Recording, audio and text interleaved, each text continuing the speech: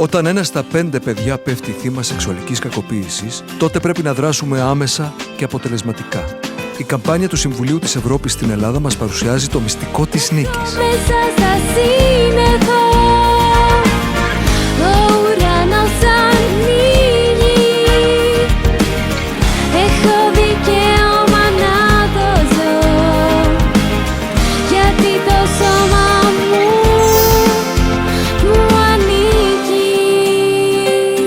Ας διδάξουμε στα παιδιά μας τον κανόνα του εσώρουχου.